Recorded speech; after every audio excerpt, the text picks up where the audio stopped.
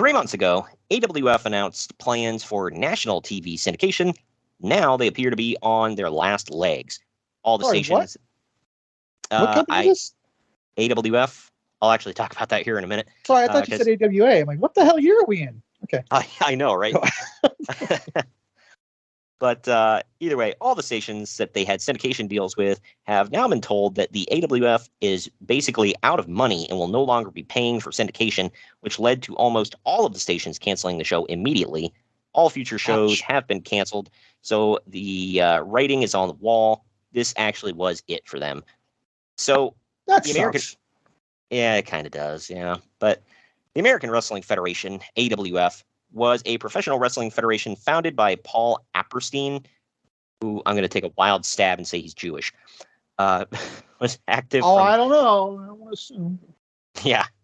He was active from 1994 to 1996. No idea it lasted that long. Promotion was based in... I'm today's years old and I'm hearing about this. Unless I forgot all about it or something. I've never heard of this. So I'll give some references here after this. But the AWF used, it was, well, first of all, it was based in Chicago, Illinois, but held shows in many other eastern states of the U.S.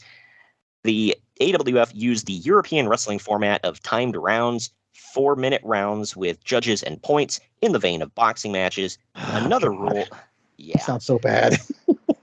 Kind of like that, what the hell was that title they had in Impact for a while?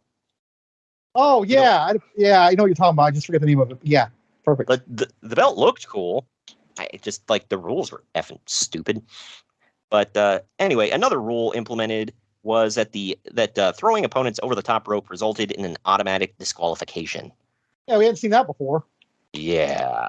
Their whole thing, first of all, they had like a lot of legends in there, like Sergeant Slaughter, and Tito Santana was their world champion and whatever. He was like their big draw. Sign my ass up. Yeah. Look, I like Tito Santana. I thought he was a great wrestler, and I feel like he was underappreciated a lot. But it's Tito effing Santana. He's not exactly a huge draw, even with the Latino community. And he was like their draw. He was their guy. And it's like, really? Okay. I'm sorry. Exactly Hulk Hogan. I got to jump to the end here. But, okay, he was their guy, and it's folding. That's all I'm going to say.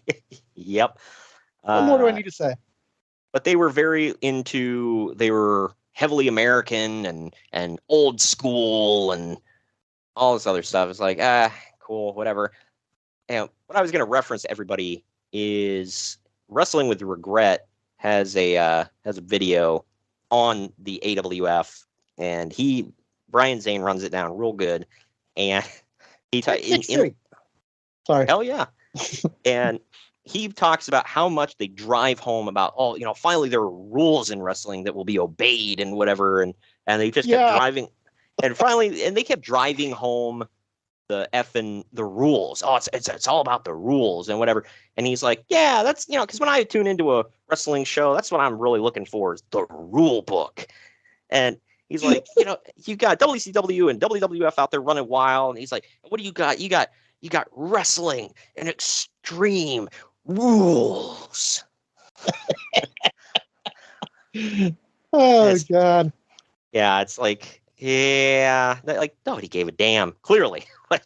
That sounds eerily like Control Your Narrative. Yeah, except Control Your Narrative's rules were like, there's only one rule. There are no rules. It's just like except there are rules. They hammer home their whole thing. That's like it's different, but it's not. Right. Why can't you just be there? I mean, not even AEW did that when they launched. It just launched to be a wrestling company.